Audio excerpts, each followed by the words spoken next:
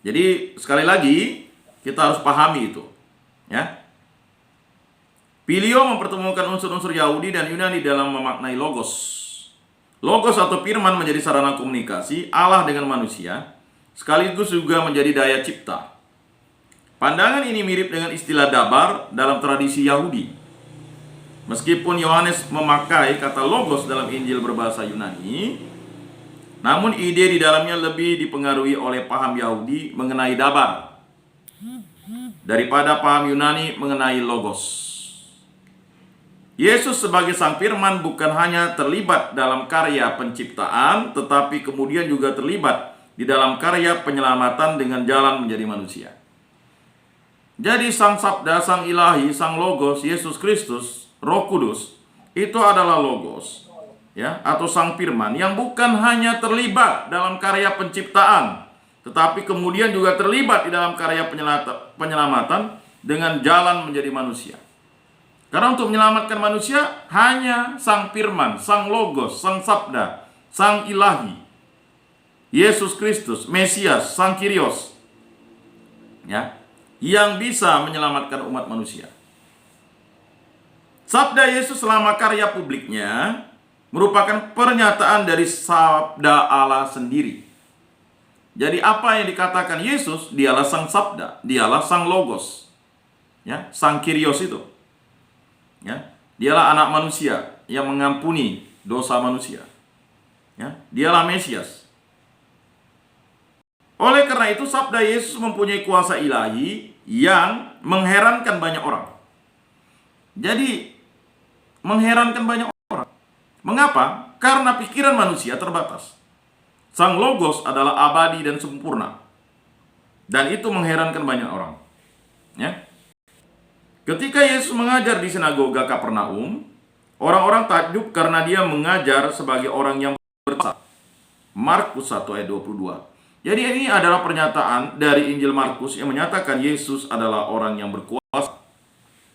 Yang berkuasa di atas segala-galanya. Nah, tetapi karena Markus, ya, adalah manusia, dia menulis ini untuk memberikan pemahaman bahwa Yesus yang berkuasa ini adalah Allah. Dia pun menunjukkan wibawa firman-Nya ketika mengusir setan sampai orang berkomentar karena takjub. Apa ini? Suatu ajaran baru? Ia berkata-kata dengan kuasa. Roh jahat pun diperintahnya dan mereka taat kepadanya. Markus 1 ayat 27. Bayangkan. Ya. Jadi mengherankan. Jadi Sang Logos ini memiliki perkataan yang dipatuhi oleh semua makhluk yang ada di alam semesta ini. Jadi Bapak-Bapak yang terkasih, ya, pada minggu depan kita akan melihat gelar Yesus hamba Tuhan.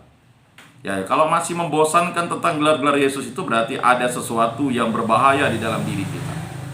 Kalau kita tidak bisa memaknai nama Yesus atau memaknai Yesus, berarti kita harus bertobat, mohon ampun, mohon belas kasih dan rahmat Allah supaya kita diberikan hikmat pengetahuan. Ya. Apa tadi hikmat dalam bahasa Ibrani, ya? Hukmah. Nah, ya. Jadi Bapak-bapak yang terkasih, ya, memang sering dalam kesempatan-kesempatan ini hal-hal ini mungkin belum bermanfaat, tetapi bermanfaat bagi pertumbuhan iman kita. Kita wajib membaca Injil Matius, Markus, Lukas dan Yohanes itu. Makanya dalam gereja Injil itu, khususnya gereja Katolik, di liturgi Katolik itu, Injil itu menjadi bacaan yang terutama. Bacaan perjanjian lama, ya, surat-surat yang lain dalam perjanjian baru itu menjadi, ya, bacaan-bacaan kitab suci yang memberikan pengantar untuk memahami bagaimana Sang Sabda, Sang Logos, Sang Firman itu berkuasa atas segala-galanya, atas alam semesta ini. Dan kita yang dipilih Allah untuk menjadi putra-putri Allah, diangkat menjadi putra-putri Allah, menjadi kenisa Roh Kudus. Bayangkan kita ini menjadi kenisa Roh Kudus, bait suci Allah. Tetapi kalau kita mengotori bait suci Allah ini berarti Allah, ya kan, tidak akan hadir di dalam diri kita dan kita berdosa. Ya. Mengapa manusia berdosa? Karena dia tidak mau tunduk kepada Allah, tidak mau mengikuti kehendak Allah, dan tidak mau melawan iblis. Ya, tunduklah kepada Allah, lawanlah iblis, dia akan lari daripadamu. Nah, kemalasan yang ada di dalam diri kita karena kita tidak mau dekat dengan Sang Logos, Sang Sabda, Sang Firman. Berdoalah setiap waktu, setiap saat, membaca firman setiap waktu, setiap saat, bukan hanya membaca secara harafiah, tetapi merenungkannya. Ya. Jadi ada 5 hal untuk kita semua itu bisa memahami itu. Yang pertama adalah refleksi, renungan. Yang berikutnya adalah ibadat. Yang ketiga ya adalah pembentukan diri. Yang keempat ya jelas Sang Firman, Sang Logos, kitab suci itu. Ya. Dan berikutnya adalah sharing atau wawancara komunitas. Jadi sering berdialog itu bermanfaat ya Bapak-bapak yang terkasih. Jadi ketika Bapak-bapak datang di sini jangan langsung pulang ke dalam kamar-kamar Bapak-bapak, dialoglah.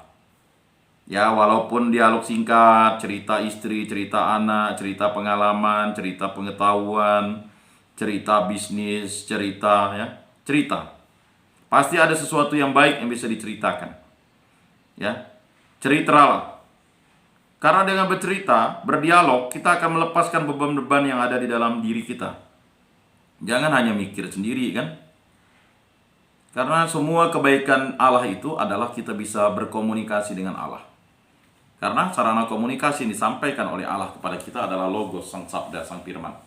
Bapak yang terkasih, demikianlah pertemuan kita pada hari ini. Kita akan lanjutkan dengan gelar Yesus yang pada pertemuan akan datang, yaitu Yesus hamba Tuhan. Jadi terima kasih atas waktu dan kesempatannya ya. Pak Lincoln, Pak Atis ya, kemudian Pak Agus, Pak Andre ini tidak ada kelihatan nih saya lihatnya. Ya. Entah kemana nih ya. Pak Lulu ya. Dan bapak-bapak sekalian yang belum ya bisa saya kenal satu persatu namanya tetapi saya hafal mukanya. Inilah orang yang mau mendengarkan Sang Sabda, Sang Logos.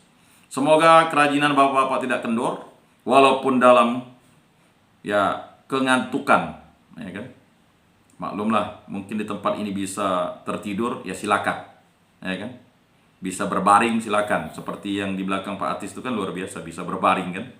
Jadi tempat ini memberikan kenikmatan, kenyamanan. Makanya rajin-rajinlah ke gereja ya. Jadi seperti itu. Jadi terima kasih ya. Mari kita tutup dalam doa. Dalam nama Bapa dan Putra dan Roh Kudus. Amin. Ya Allah Tritunggal yang Maha Kudus, kami bersyukur dan berterima kasih atas karya agung-Mu. Atas kuasa dan kehendak-Mu, Engkau dapat hadir dalam setiap langkah hidup kami. Karena Engkaulah Sang Firman, Sang Logos yang memberikan kami kekuatan untuk hidup dan selalu mewartakan firman dan sabda-Mu.